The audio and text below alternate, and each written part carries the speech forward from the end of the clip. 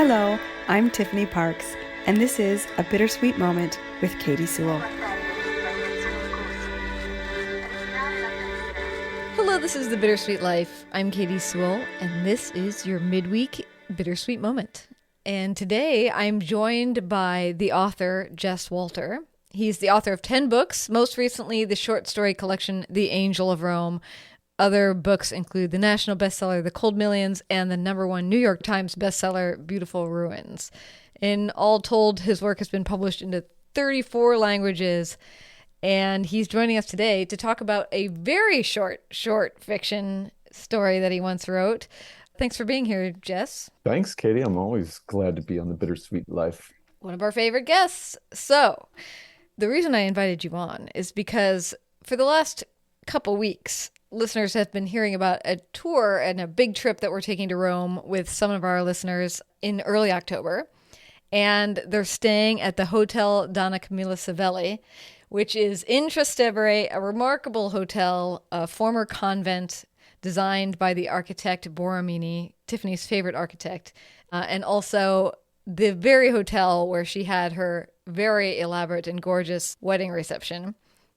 But however, what we've come to realize that's so interesting is that once you start looking into this hotel and talking to different people about it, what we've uncovered is that a lot of different writers have included this particular hotel in various stories that they've written. Anthony Doerr wrote a short story including it. Most recently, friend of the show, author Liam Callanan, with his book When in Rome, is set partially there. And of course, you, who are going to share a story with us, also set something there. So I've decided to invite you in to talk about what is it about this particular hotel that is literary magic that makes a person want to write about it. Now, of course, you're just one man, so you can only share why you wanted to write about it. But do you have a theory about what it is about this particular place that ends up in so many books? It's so intriguing. It really is a remarkable place. In fact, when I just got back from Italy, but when I heard you guys were staying at the Donna Camilla Savelli, I wanted to go back again. It's such a rich place. I think, its history, its location, and I think for my family especially, it was this incredible retreat in the center of Rome, right across from the Centro, and yet in a real neighborhood and in a place that was just so evocative of time and of, all the lives that were lived there. There are a couple of hotels I've been to. The Hotel Lutetia in Paris reminds me of the same thing, where history seems to connect with the experience you're having. And I think that's just what I've always felt about that hotel. I envy you guys getting to go back there. Thank you. I'm so excited that we're all going to be hanging out there, and it has that the beautiful garden in the center of it, which also is this oasis in Rome, basically, in a garden where you can eat your breakfast in the morning. I know you went there with the full family, the 3 kids, wife, and son-in-law, I believe, right? Yep. What was it like for you guys to start your days there with a big group of people? I mean, I think that's one of my favorite things about it, the courtyard and the rooftop. And so when you're on vacation, we would all meet together at breakfast, and we rise at different times. But just to come out and see my daughters sitting there reading a book, drinking a cup of coffee, or to see, my son ready to go to a museum or something. It was just this amazing place for everyone to start, and in our favorite neighborhood. And again, it felt a little bit like you were separated from the rabble. You're not staying at a hotel around the corner from Trevi Fountain. You're in an actual neighborhood, and right up the street was our favorite bar, this great foosball bar where my son had, I think, his first legal drink, and so it was, that whole trip just felt to me like the best of being in a place and being slightly outside it. And that courtyard, is so quiet. The birds are there, and you don't hear the noise of Rome all around you. You don't see the tours or anything. You're eating breakfast in a place and a way that people have eaten breakfast there for 300, 400, 1,000 years. And, in the quiet, cool courtyard in the center of this old convent, it's really, really a lovely setting. So how does this And end? and it's delicious. That's true. Yeah, a Yeah. very delicious, sweet and savory breakfast. Yes, exactly. Vegan options, even. I mean, I it's wouldn't this. know about that. You'll have to. I'll take your word for it. It's true. So, how then does this hotel end up in a story of yours? Well, I had gotten a note from an editor at Esquire asking they have their annual travel piece, and um, I've been publishing in magazines, I guess, since the 1990s. And one thing that has really happened is the size of stories that they want has really shrunk. Yeah. They're a magazine like Esquire has to fit, small pieces of writing next to George Clooney in his new suit or whatever. And so Yeah.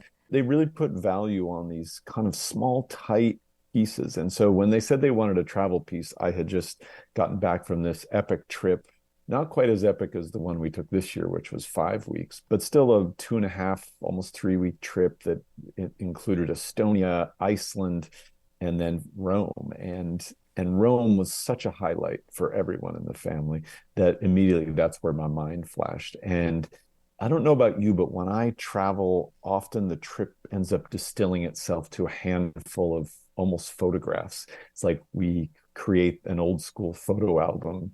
And I think one of the most profound and happy moments for me was on the rooftop of the Donna Camella Civilli. And so I flashed immediately to that moment. Wow. And that rooftop where we're doing our welcoming aperitivo on the first day of the trip. I have to stop rubbing it in that I can't be there. You That's can still come. You can still come. We do I have some think rooms available. I think 2 trips to Italy in a year It's too opulent.